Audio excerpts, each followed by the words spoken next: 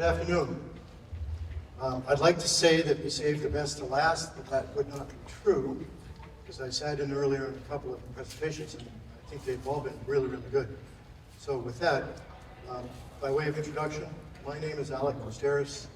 I'm the co-founder and co-owner of Alpha Drivers Transportation. Just by way of background, Alpha Drivers Transportation is our testing platform, where we haul freight, just like everybody else, low profit, hopefully. But we also have Alpha Drivers Testing and Consulting, where we test equipment from OEMs, make improvements, suggestions, and so on, as well as consulting to generally fleets, smaller fleets. And so, just so you know, I am originally a trucker. I have over 1 million miles in 49 states, most of Canada. We operate Alpha Drivers Transportation under our own authority. Previously, before getting into truck, I was a Wall Street commodity trader. I have an extensive financial background as well as engineering. I also grew up racing sailboats. So combine trucking with aerodynamics and finance and engineering. I've kind of got a platform by which my partner Joel Morrow and I are able to leverage our collective experience where we are today to offer free information for you. Some of it may be applicable, some of it will not. Rather than challenging or saying, oh, it doesn't work, take what does work in our operation and apply it to yours. So you get the best of it. It's applicable in your particular operation. I'm going to offer some frank, and it might be a little bit too frank, words of wisdom. Some of it may sting because as we start talking about some of the things, you might not be in the efficiency area. And I say it may sting because I want you to be efficient, and you may hear some things that you're doing that you should be doing that you're not doing, and that's going to feel uncomfortable. And I hope it does, in the sense that if it is uncomfortable and you're learning something, you say, oh shit, we're not doing that. Well, great. Learn from it. Don't wallow in the self-pity and the uncomfortableness. Leverage that for what you've learned and apply it. So no harm, intended, but I do hope that it's constructive in learning. So delving into this, I created this chart a few days ago to explain kind of the market. And so you'll see on the left side, or I should say in the middle, going left to right, there's an efficiency continuum. If you will, the left is on the red side, which is over here, and the green is on the right side, so low to high. And then similarly, going vertically, scale of operations. So obviously, owner-operators have very little scale of operation. They're one truck, maybe 2 trucks, small fleet, they have a few more. But the mega carrier with thousands of trucks have an efficiency, a scale of operations advantage that owner-operators simply are not going to have. So, and that's endemic, that's why they're big gorillas in the industry. But owner-operators have an advantage. So if you own your own truck, you know your truck, you're driving it, something happens, you hear something, you feel something, something's not right. You are more attuned to what's happening in your truck than, say, a company driver. Generally, owner-operators are much more experienced. So they know routing, parking, hours of service, all of those things better than a company driver, particularly if they're a new company driver. So owner-operators have an inherent efficiency advantage in theory. Now, if you're enjoying this nice truck show and you're buying chrome, that looks great. It costs a lot of money, but it doesn't add to your bottom line. It doesn't make you any more efficient. So my advice is don't go buy any chrome. So seize on your competitive advantage that you have inherently in order to be competitive with the fleets. And let's take it one step further. I was a little bit of a smartass when I made the slide and I put in the exit sign. If you don't seize the efficiency that an owner-operator has through its efficiency, and you don't have, and you won't have, scale of operations efficiency, scale of operations advantage, then that puts you in Never Never Land by the exit. So either you're going to go out of business, you've gone out of business, although you're here, so you probably haven't, or you're going to struggle like hell just to survive and pay the bills. And that's not a very happy place to be. So my goal is to, if you are in the exit lane, is to move over to the right and seize upon some efficiencies. Joel and I do a lot of social media posting on Facebook, and we get a lot of grief. Oh my God, you must haul light loads. You must run downwind. You don't climb in the mountains. You don't run in snow. All of it. You don't really get 10 miles to the gallon. We hear it all. I had a funny, smart aleck remark the other day to somebody, and I said, that's right. We use Windy app and we only haul loads downwind. When we're empty, we go upwind. We use another app that we can analyze elevation, and we do, but not the way I'm going to say it. We only go empty uphill, and we go loaded downhill. So there are a lot of skeptics, and I understand the skepticism that's out there, but our numbers are real. We have them out on display by the Purple Haze in the North Wing.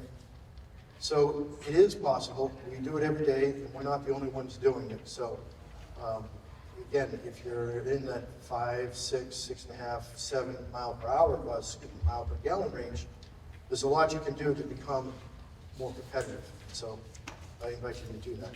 But I hope that you grasp the idea that you don't want to be in the exit lane, you want to become more efficient. And sometimes that means you don't drive a W900 big square hood and all of that. You're going to have to become more competitive if you're going to survive. So with that, let me advance. Which I think is there. There we are. This is not an eye chart, but it might look that way in the back. So we use telematics data where every day we can analyze, obviously, miles, but how many gallons are consumed, both driving, idling, our time doing each of those, our percentage, our average speed, fuel rates, and so on. We get this data every single day, and we can do it by month.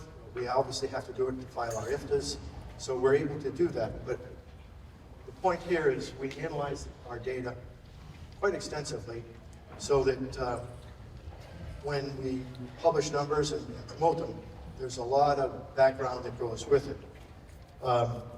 What makes it possible to get the type of fuel economy that you see here, you'll see under MPG, it says gross 10.86 and net will be 10.94. It's not a typo. Gross includes driving and idling fuel. So if you take out the idling fuel to propel the vehicle down the road, we average 10.94 in the period that we had the telematics installed. That was May 10th through the end of the year. So during that period, we actually got great fuel economy. One thing that I will say is that we have a unique, somewhat unique spec on the truck. We have the iTorque package, which includes 3 key components. Turbo compounded engine, so that gives us 50 free, if you will, horsepower and 75 pound-feet of torque for free because it's all using waste heat. Goes directly to the flywheel to spin that. And so that's essentially free in addition to power and torque. We have a tall rear end ratio, 2.16 or 2.15, depending on who's the manufacturer of the differentials. That's key because we're able to downspeed the engine.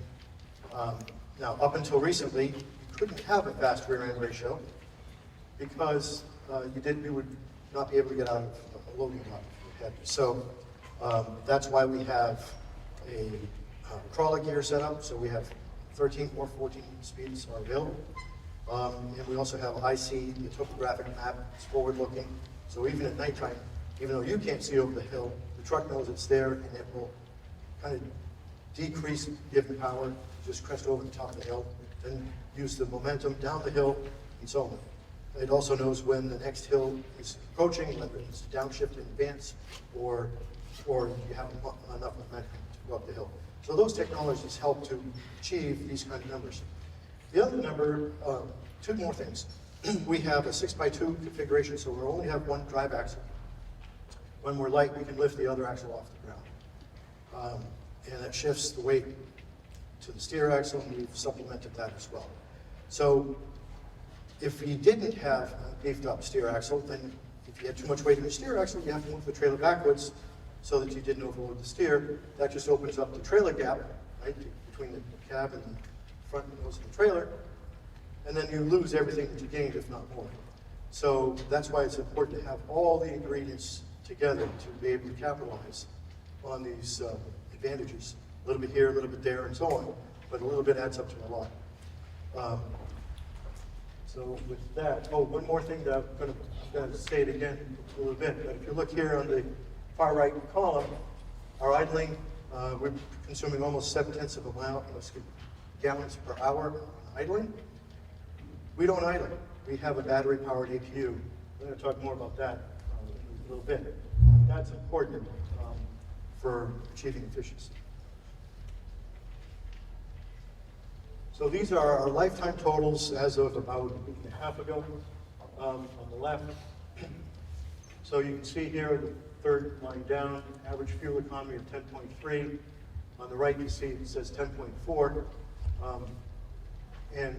So those are lifetime numbers. The one on the left here, that was just a few weeks ago. The one on the right shows January 31st. That was at that time. So that's where we are for that. So we've continued to drive the truck this year. In year 2023, we had a 10.52 miles per gallon average, which are, pretty good numbers for most people. So these numbers are posted live all the time in the Let's Truck fuel gauges, which people can track their fuel economy that way. What I do recommend is that folks track their fuel economy. That just happens to be a free online tool that Kevin Rutherford created many years ago. There are over 100,000 trucks in that system, so you can actually do benchmarking and compare your year, make, and model, and maybe transmission ratios and whatnot to your truck, and so you have some benchmarking capability, which is something that we like about that. This really is an eye chart. You get down to it. So on the left page, I show all of our, this is just by way of example, all our fuel ups in February, just last month, mileage, where we bought it, what the pump price was, our discounted price, how many gallons, and so on. And same thing for depth. So, for example, in February, we went 13,213 miles. Our average fuel economy on our IFTA was almost 10.2. Our average pump price where we bought the fuel is just over $4. We paid just under $3.48.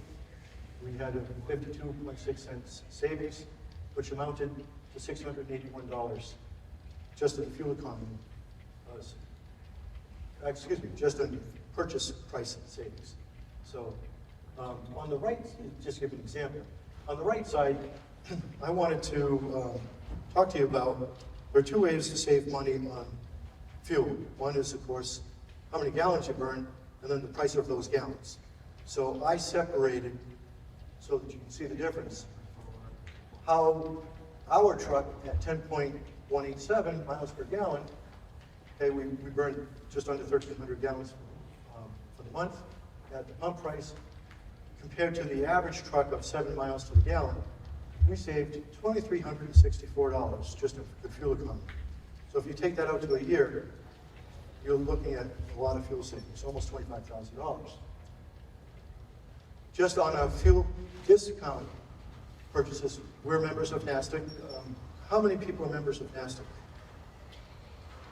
About half. Good. From my standpoint, they have the best fuel purchase discount program. It pays, as you're going to see in just a second, well, right there.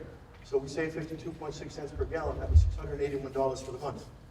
That pays for all of my NASTIC membership benefits several times over. So that is a no-brainer. So if you add the two together, compared to the average truck at 7 miles to the gallon, between the volume of fuel that we purchase and the price of that fuel, we saved over $3,000 in 1 month. Well, that's pretty decent. I'm going to, later on, there's a chart I'm going to show you, because the common question we ask is, I can't afford your truck. It's not my truck, but you have to buy it from Volvo. But the thing is, that will go a long way towards making a new truck payment if you have an older truck that's inefficient. So I'll come to that in a little bit. Okay, this is a complicated chart. I wish it was actually bigger. On the left is a scatter chart, which is one of my favorite charts because I'm a tech geek. But I like this chart because every single day is a dot, actually 2 dots. The blue dot's on the left axis is fuel economy. It's hard to see there, I'm sorry. And on the right is freight efficiency, which is ton miles per gallon.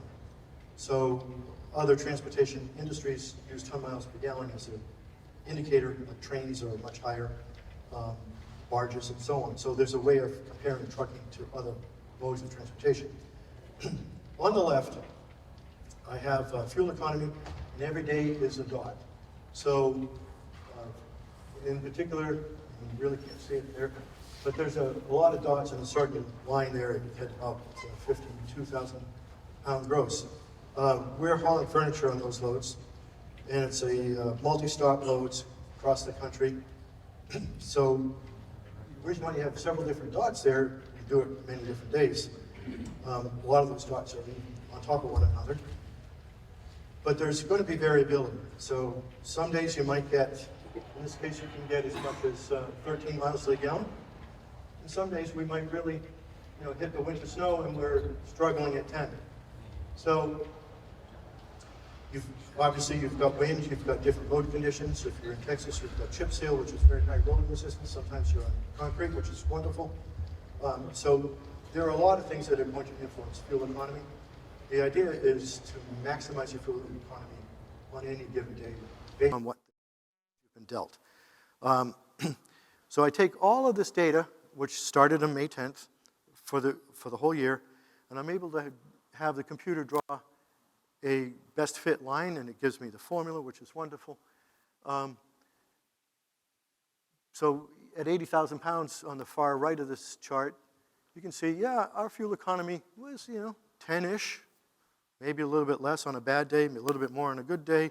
Depends whether Joel or Travis is driving, and so on. So, people say, well, gee, you don't haul heavy freight. Actually, we do. Some people say, well, you only haul in flat states. Actually, we haul freight in 44 states just in that period in 2023. So I think the number comes out to 41% of the time we were in mountainous states. So, and that may be why we're slightly lower fuel economy one day versus another. So there's going to be variability. But with that dashed line that you see in blue, that's our best fit line that the computer generates, hitting as many of the points as possible. So we know, in theory, that on any given weight, we know what our expected fuel economy should be. Now, you see that big green arrow. So ATRI at the bottom says that for a 65,000 pound load, the average fuel efficiency on their members' trucks is 7.1.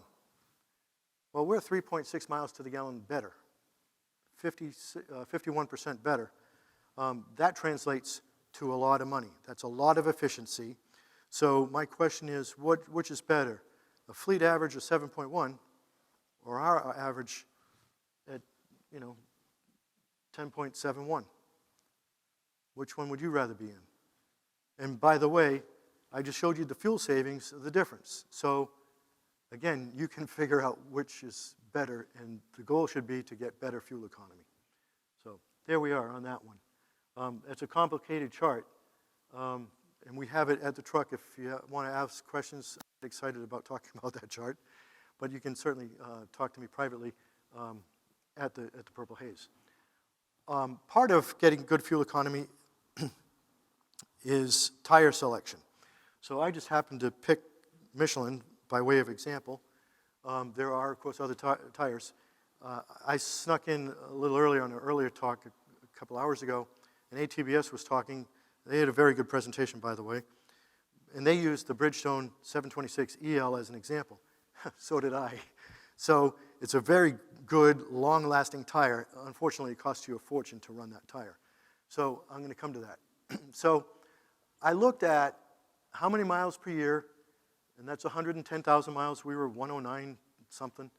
Our fuel economy compared that to 7 versus, I'm using the average truck now. Calculate your annual fuel consumption, take a discounted price because I wanted to be fair, because we average about $3.50 for the year, not the marquee pump price of $4. So if you compare a base case tire to a low rolling resistance tire, that's going to provide $2,619 of fuel savings per year. Now, if you do some financial analysis on that, figure out, okay, $500 for a tire, which I think I was being very generous. I don't know many tires that you can buy for $500. And if you look at a cost of a really good tire at $850, so switching to low rolling resistance tires for a whole set of 10 for a tractor, it's about $3,500 in savings just from reducing rolling resistance.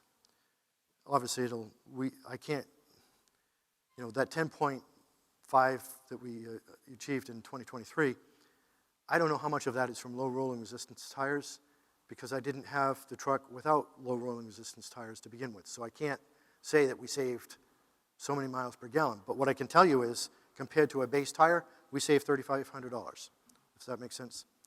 So I also wanted to compare that analysis to this Bridgestone EL, which is an extended lug type tire. A couple things that I did take into account, so we know what we're looking at. I assume that the Bridgestone tire lasts 1.5 times a regular tire. So you might get 400,000 miles instead of 250 or 280. The other thing I assumed was that the price of that replacement tire down on the investment analysis, so I took that 1.5 times into account. So just in case somebody has that question, it's in there. So to go from a base tire to an extended lug on the theory that it lasts longer, and therefore you don't have to replace tires as much, it actually costs you $5,200 a year. Excuse me, $47.83. And that's why it's in brackets. So while that tire might last longer from an acquisition cost standpoint, you don't have to replace tires as often, you have to pay for it every single revolution of the tire. So you have to look at the whole equation, not just the acquisition cost, but the cost of operation as well. So that's what I want to show there. And that's something that you as owner-operators can capitalize on. So yes, Michelin tires or Yokohama to a lesser degree, Bridgestone to a lesser degree as well. They are less expensive tires, but if you buy the cheap tires that we see advertised on our Facebook group, $428 for a drive tire, that's great, but it's not going to last as long, and it's certainly going to, every revolution of the tire is going to cost you more money. So beware of some of those things, and I just want you to think, since you are, as owner-operators, more efficient in theory, I want you to be able to think more efficiently as your end result. So that's a complicated chart. But again, we have this on display at the booth as well. So idling. Remember earlier I talked about idling. We had 5% time and so many gallons. I think it was 2.7. Is that what my chart says? Yes. So on average, we idle very, very little. We have a battery-powered auxiliary power unit. We supplement our battery system with solar as well, so that nominally doubles the length of the batteries. And the reason being is that the battery voltage does not ever drop to a really low level, because that's what's going to deplete the life of a battery. So we have the solar to protect those batteries and extend their life. And the payback, just on the solar part, by doubling it, within one battery exchange cycle, pays for itself. So that's another way we gain efficiency. And so on this left chart, I have the high cost of idling. So in the entire year, we burned 90 gallons. So if you divide by the 7.5 months that we had the telematics data, that's 12 gallons a month. Versus an average truck, ours, for example, burns 0.7 of a gallon per hour when it's idling. If you did that for 10 hours a day, 24 working days a month, that's 168 gallons a month. So 12 or 168 is a big disparity there. The other thing is you could have a tri-pack or diesel-powered APU. They still burn fuel, but much less. They have maintenance associated with it, whereas battery is kind of nothing. And you have vibration. So when that APU kicks on and off, it will vibrate the cab, wake up the driver. So it's just it's better than nothing, but it's still not great. So those are the key advantages there. So if you do the comparison, an average truck idling for 168 hours, it's almost 14 times more than what we idle. In fact, you can see there 12 gallons per month. Well, a normal truck is going to idle for 7. So in 2 days, it's broke even. So, and in fact, I think it came out to less than a week. You could almost pay for several months worth of idling. So if you do the math on that, the fuel expense on running the main engine, it amounts to about $6,500 a year, higher just in fuel expense, versus not having to idle at all with a battery-powered APU. So if you run 110,000 miles a year, which was our number, yours may be slightly more or less, but that's about 6 cents per mile on the variable cost. So right now, I don't think I have to inform anyone that rates are very low, margins are very thin. 6 cents could add up to be a lot, when the bottom line number, according to ATBS, only 28% of the top line revenue makes it to the bottom line. Fuel savings goes directly to the bottom line 100%. So if you think about how much harder you have to work and how many miles extra you have to drive just to pay for those increased variable costs, it's about 3.5 to 1. So when you save 6 cents a mile, you actually have to drive or earn 20 cents more per mile to pay for that savings. Does that make sense? So, all right. So if you look at the investment of a high-end APU, whether it's a diesel-fired APU or a high-end battery system that's installed, they're around $12,000, maybe a little bit more, maybe a little bit less, depending upon whether extras, like if you add solar and so on.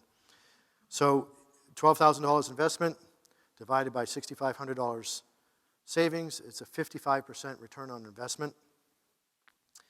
It takes about 22 months to break even. And again, 6 cents lower variable costs with the battery APU. Plus the other benefits that I've listed down there, reduced engine maintenance costs. And that's very significant, because if you run an engine at idle, Volvos, and I'm sure the others, have warm hold functions to keep the heat in the engine, because that's necessary to preserve and protect the emission system. But all the time that you are running the engine suboptimally, you are creating emissions issues slowly, step by step. And I don't, frankly, recommend a $30,000 emissions one-box replacement because somebody idled. Because you don't pay for it at the pump doesn't mean it doesn't happen. It happens over time. So after 300, 400,000 miles, bam, you get hit with a $16,000 to $30,000 emissions repair bill. That's a tough pill to swallow.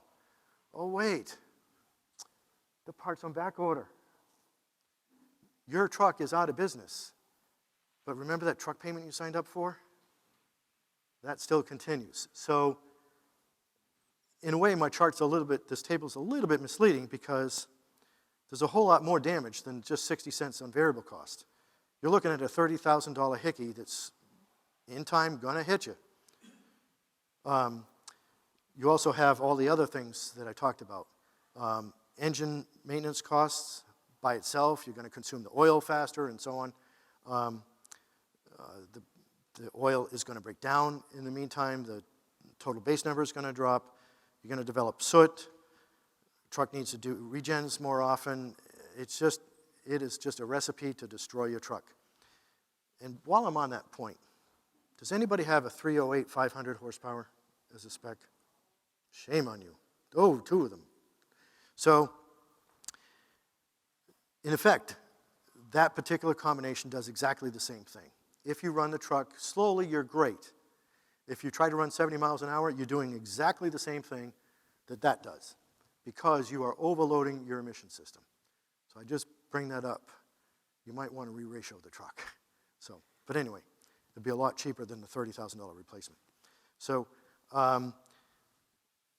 I believe that the eAPU provides owner-operators with a very distinct competitive operating advantage. You are much more efficient.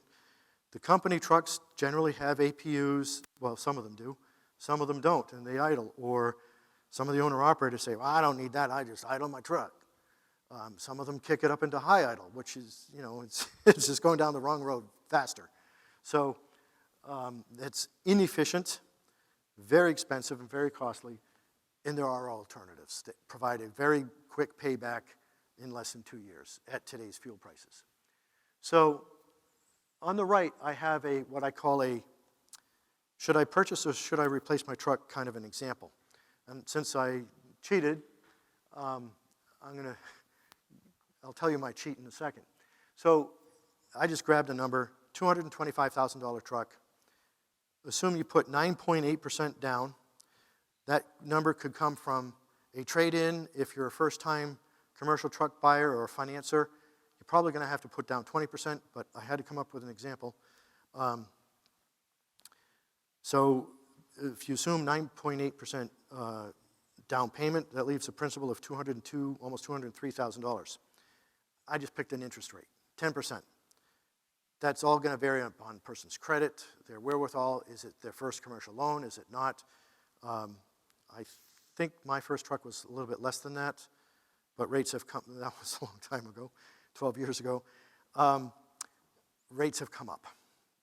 I think everybody knows that. So 10% might be a little bit low.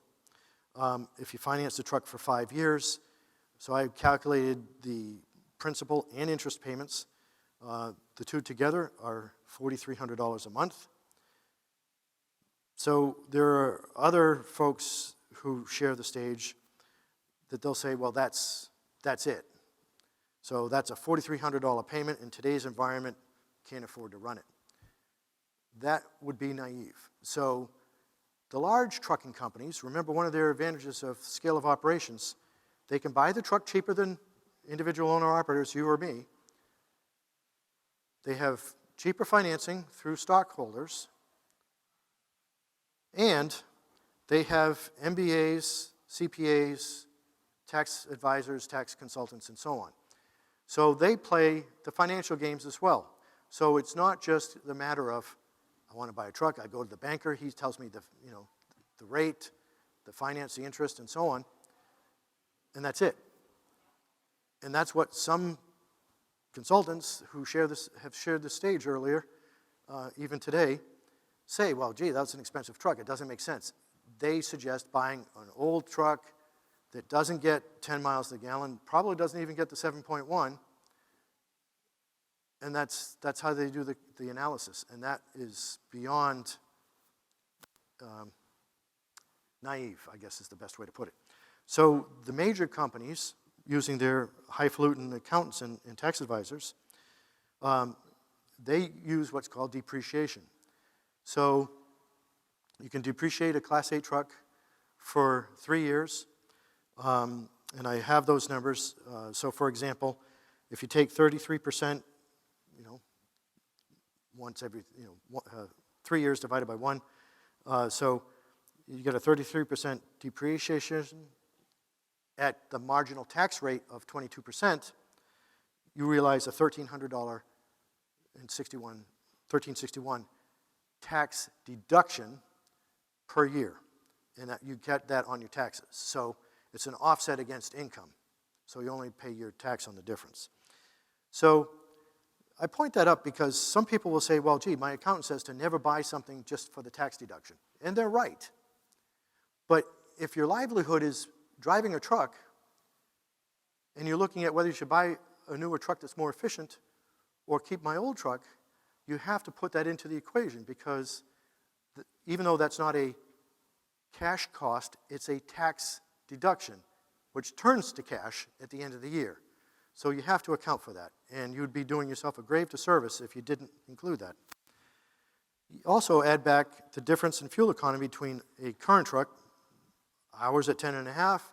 I realize that's not going to be applicable to everybody. Maybe 9 is. We've met a lot of people here, right around 9, 8.8. Those are great numbers when you're comparing that to 7.1 on the average on some of the older trucks. Newer trucks also come with warranties, potentially, but they're going to be more reliable.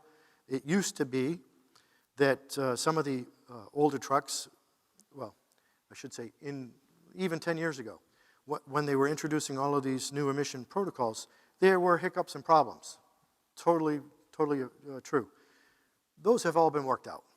So even though the trucks are a lot more technologically advanced, today they are more efficient than the older trucks. So I put that out there because wheel seals aren't likely to break, differentials aren't likely to seize, leveling valves are likely to stay intact. All of the little things and annoyances that trucks occur, especially as they get older and longer in the tooth, repair costs go up. There's no doubt about it. So I've tried to capture that at $944. That's going to be a maintenance savings. There's also going to be more insurance on the comprehensive side. So in this particular case, that $225,000 truck versus an older truck, which you don't see here, but it was a $30,000 truck. So I calculated the difference. It's about $356 a month. And lo and behold, my net monthly payment is zero. Now, that's because, again, I cheated. I let the computer tell me how much money down do I have to get to zero. But, so if you put more money down, you'll actually make more money. It'll be a net positive cash inflow to you. If you put in down less money, then that number will just dip slightly negative. The point being, a lot of people can afford a new truck, either brand new or newer. It could be a 3-year-old $100,000 truck that's still going to be a lot more efficient than a 5.5 mile gallon truck that they're driving now. So there are ways of looking at it. But if you take in all of the net cash effects of depreciation, maintenance savings, fuel economy savings, and so on, you can almost buy the truck and drive it with no additional cost. So that's what the big fleets do. They leverage their economies of scale, and you as owner-operators need to capture all of those benefits that come with increased efficiency. Otherwise, you will end up in the exit. So trying to develop some savviness about everything that you should be doing or have an advisor to give you that information. Hope that makes sense.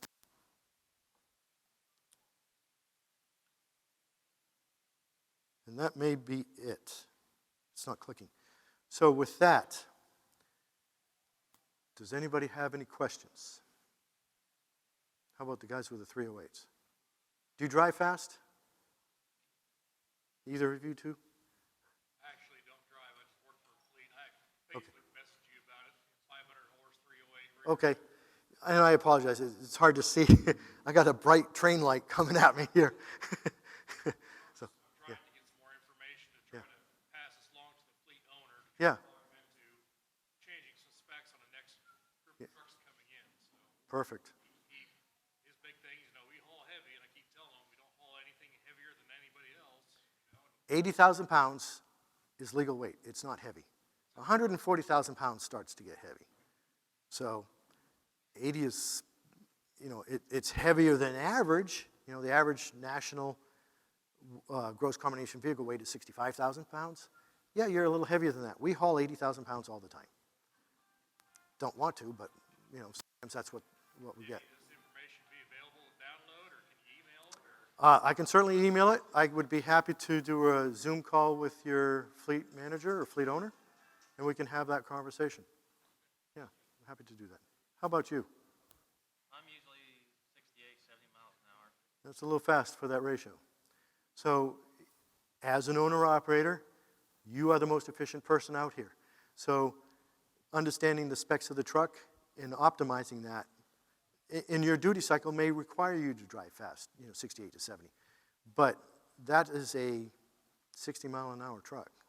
So if you drive faster than that, your RPM is going to be above 1450, and you're going to overload the emission system, require more passive regens, but also active regens, and having to do service on your DPF filter and so on, if you have that. I talked to you about it on the radio show a few weeks ago. Okay. The truck I bought, just to fill in the time, I didn't spec it that way. Right. But talk to us a little bit more about the depreciation. Okay. I talked to you about speccing a new truck, and I probably still will do that, but my question is about the depreciation. Like, I Sure. understand the expenses and all that kind of stuff and how that washes out in the taxes, but Okay. the part I'm struggling with is like the benefits and the gain with the depreciation. Okay. So it's a very good question, and it's not an easy subject. So the government allows you to deduct depreciation for capital equipment. And there are a couple of ways of doing it. The most simple way to do it is say, hey, there's a schedule that the IRS is kind enough to provide.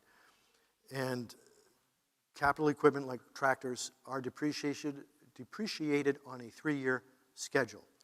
Meaning, so if you take that, in this case, the purchase cost minus your trade-in, so you only pay tax on that difference, right? So if you take that, in this case, it's what, $202,000. So divide that by 3. Now, there's another wrinkle. This is the statement of cash flows, this sheet. So in this time, year 0 is right when you buy the truck. Year 1 is between now and a year from now. So what happens is, in that first year, you only get half of the depreciation. So years 2 and 3, actually year 1 and 2 times 0 is this year. So if you bought a truck today, on this year's tax returns that you file next year, you would get the half of the year's worth of depreciation. In the next 2 years, you get the full amount, and then in the last year, you get the other half that you didn't get in year 0. So that's just an accounting part. But generally, the government will give you, on a schedule, a 3-year tax schedule, you get to take a third of whatever that difference is as depreciation, because they know that the equipment is going to become less valuable with time, and they want you to support the economy by buying another truck in the end of 3 years. That's kind of the philosophy behind it. Mathematically, so if you say it's over 3 years, that means 33% a year. After a certain point, after you take all your standard deductions or your itemized deductions, there's what's called a incremental tax rate. It's going to be different for everybody. I picked a number of 22% because it's greater than 15 and it's less than 30. Somewhere in it, it's going to vary for everybody differently.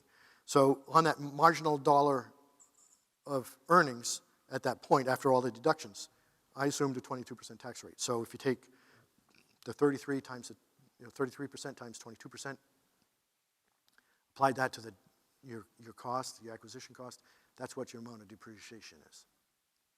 That's a really short conversation, and I'm sorry if it's not an easy subject, but it's a tax deduction to promote your business, for you to invest in your business. That's where it comes from. Sure. Any other questions? Does everybody want to talk about GAAP accounting? Oh, Yes, young man in the back.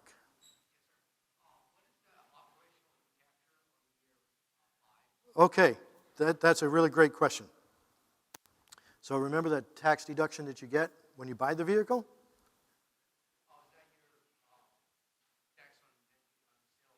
Yes.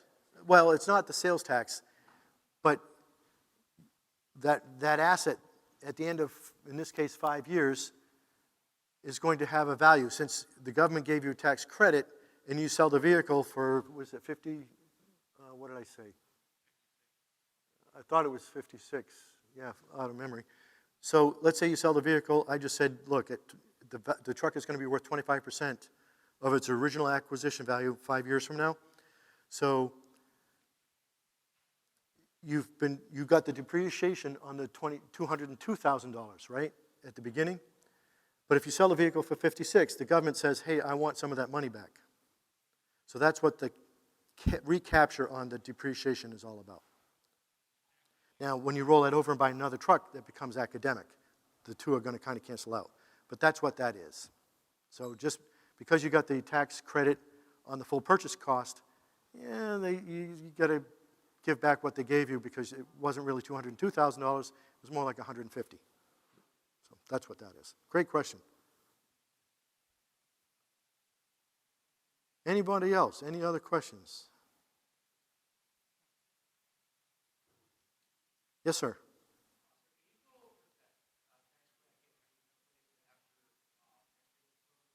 I'm sorry, I couldn't really hear you.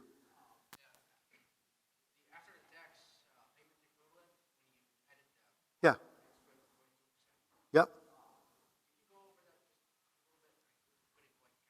Okay. So on the depreciation, I don't know if you can see it from back there. It's hard for me to see it from here. But, you know, 1/3 is equal fractionally to 33%. You got that part, right? Okay. So your incremental tax rate varies from everybody, but so when you're doing your taxes next week, you're going to look at what's called a standard deduction. So the government says, hey, you don't have to pay tax unless you're earning X amount. So most people can take that standard deduction. Some people will say, well, I'm going to itemize because I've got a mortgage, I've got medical expenses, I've got this and that. So they either may have to itemize or they may get a larger deduction by itemizing. So you pick whichever is greater. After those deductions, you will have, when you get down to the adjusted gross income and start calculating how much tax you owe, there's what's called a marginal tax rate. So remember, we used to look in the old days, probably before your time, I'm guessing, used to have to look up what your taxes were going to be, and it was a great big table. If you make between this and this, you pay this much, and so many dollars extra for every amount over X amount in $50 increments. That's called a marginal tax rate, or incremental tax rate. So in this case, I assume 22% on that incremental dollar. So when you apply that, so what you don't do, you don't buy the truck for a net purchase price of $202,000 and get to take 1/3 of that. That would be huge, and I wish they did. That would be $67,000 a year as a tax deduction. You only get the 67%, in this case, $67,000 times your tax rate of 22, so you're going to be a whole lot less, about $15,000, or thereabouts, 16. So that's the amount of your deduction. Does that make sense? Henry Albert, do you have any questions, sir? No? Okay. Yes, Rusty.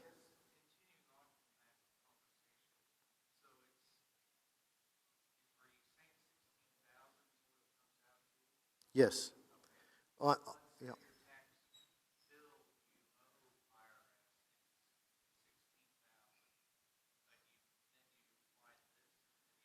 Not quite. So that would be what's called a tax credit. This is a tax deduction. It's a subtraction against income. Then you look up your tax rate. Yeah, it's a difference with a distinction. Yeah, but yeah, good question. So, any other questions about anything else related to efficiency and owner operatorship?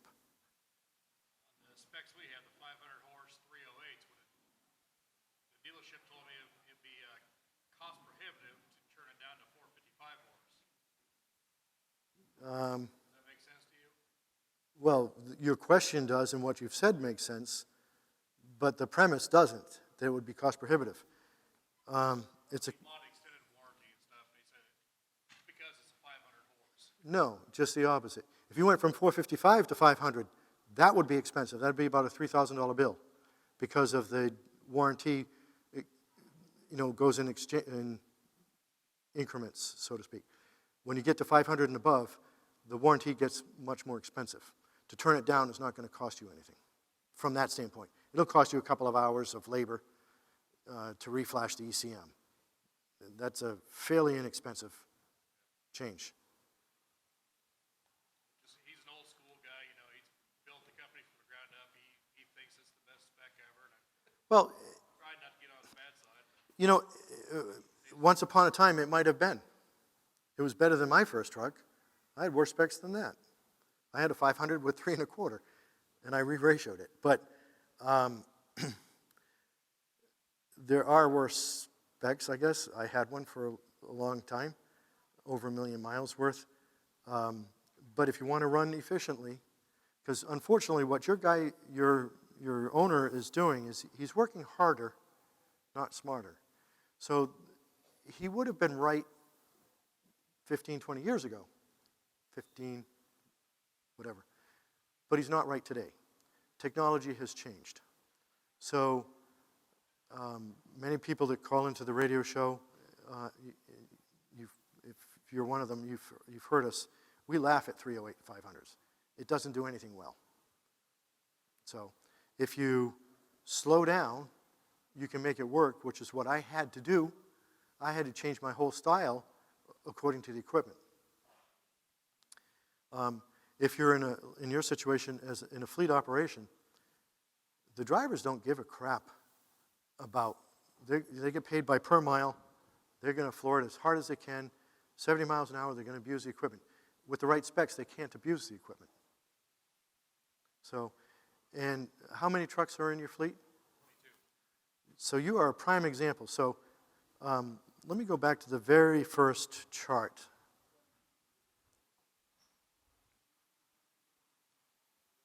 I don't know if I can do that. Well, the first chart that talked about the efficiency versus the scale of operation. So you're neither. You're not big enough to have the scale of operation. And when you have company drivers, you don't get the full efficiency as a single owner operator.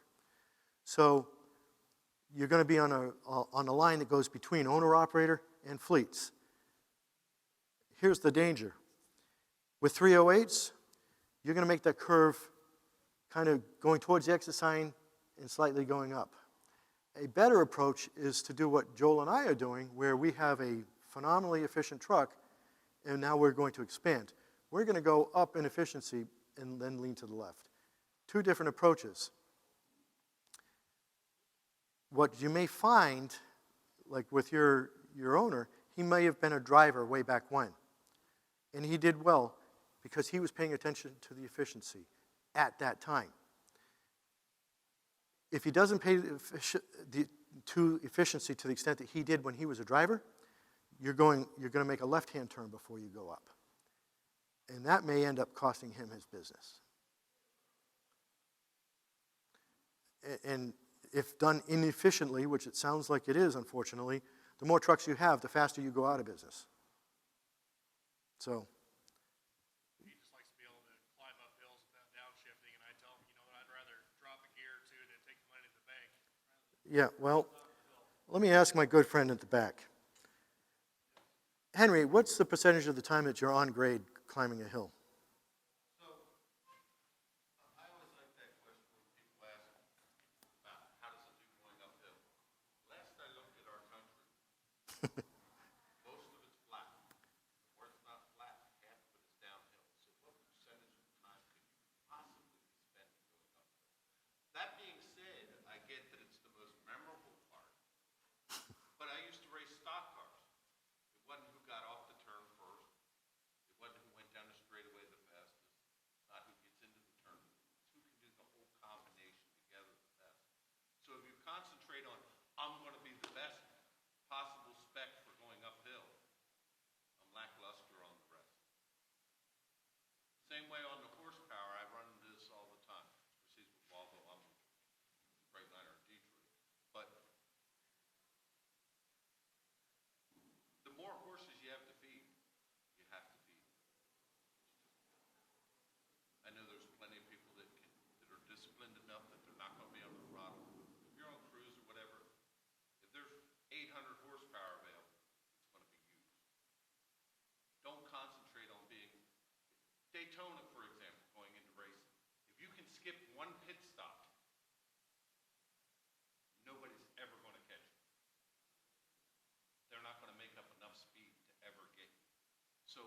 time that you gained going up that hill, I more than made that up because I did not stop and get fuel.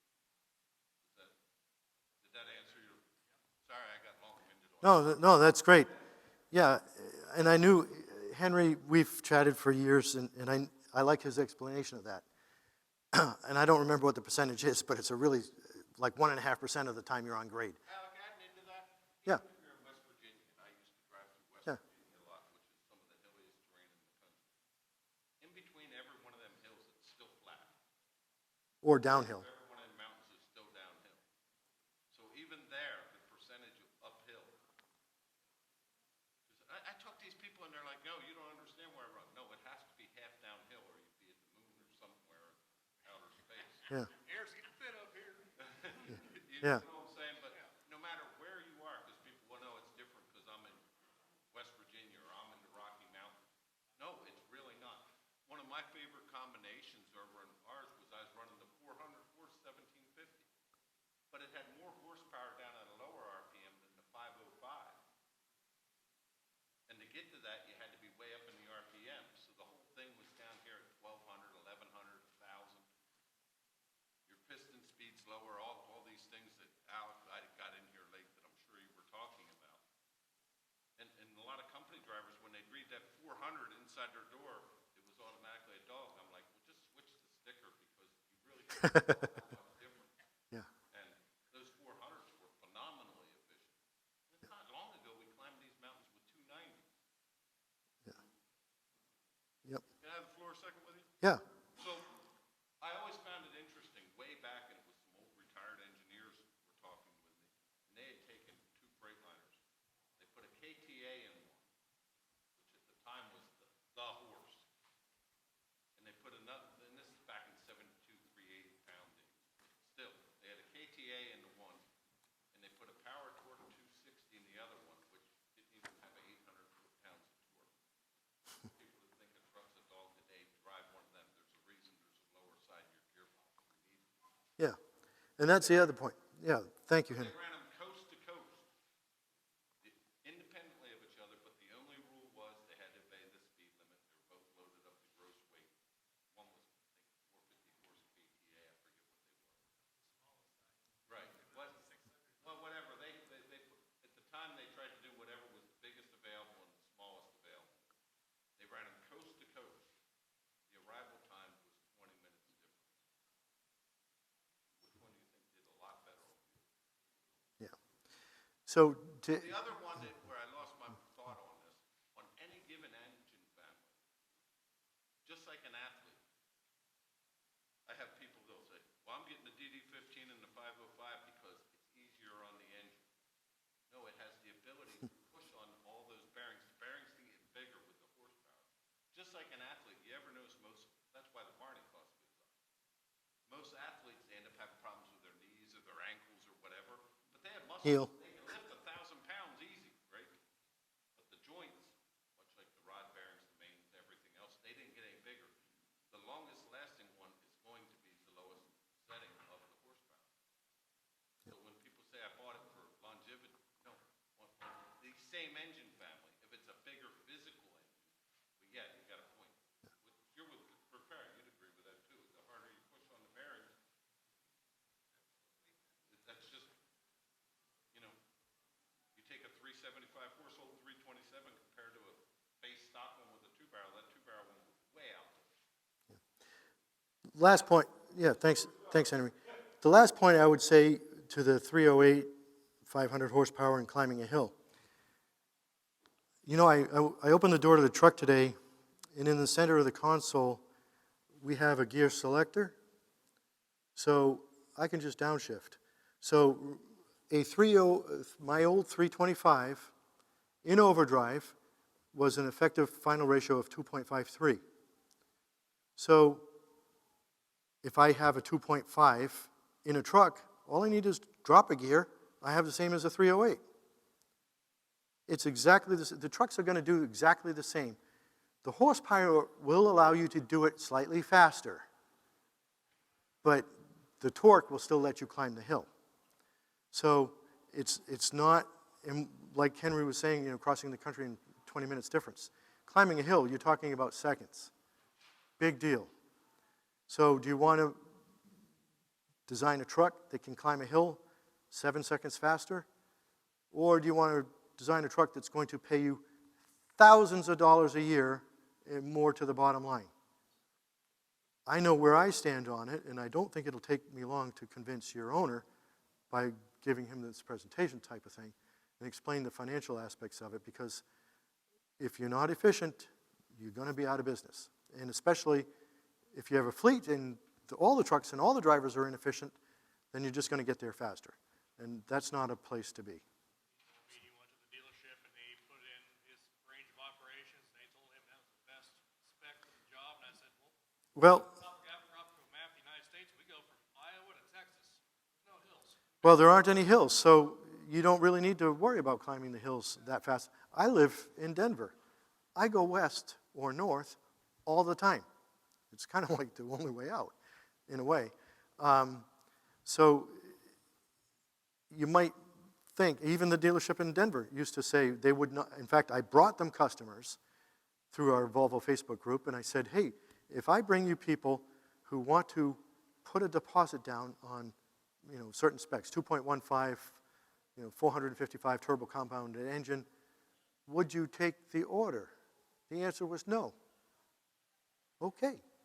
So there's a lot of education, even at the dealership level. Now, that particular sales manager is no longer employed by that dealership.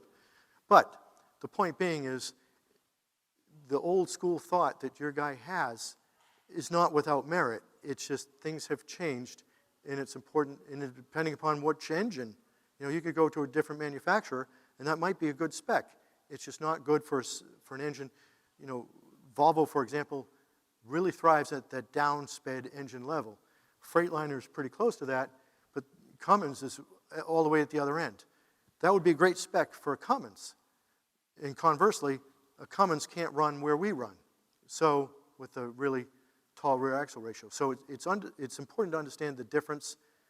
Each one has an advantage, so to speak, in terms of gearing, and it's important to understand those different distinctions. Again, that's where the efficiency is. And that's a distinct advantage that an owner-operator has. Last point, because I know we're over, but the large fleets, because of the scale of operation, the guy who buys all the trucks has never held a key in his life. He's a financial guy. He's negotiating, he's hammering the manufacturers to get the lowest acquisition cost. That person does not look at or care about the cost of operations. But you, as an owner-operator, you live on cost of operations, and that's more important than the acquisition cost. That's an inherent advantage that you, as owner-operators, or potentially smaller fleets, have. And so, again, seize the efficiency advantages that are inherent in your operations to be more competitive. That's the only way you can beat a fleet. Well, there are two ways to beat fleets. One is on the revenue side, but that's dictated by the market generally, so you have little control over it unless you diversify into doing other things and value-added propositions and so on. The expense side of the equation is where you guys live, and that's all about efficiency. So with that, I'm going to depart, but if you have any other questions, we're in the north wing. There's a big purple truck with the hood open. That's where we are, and I invite you to come visit. Thank you.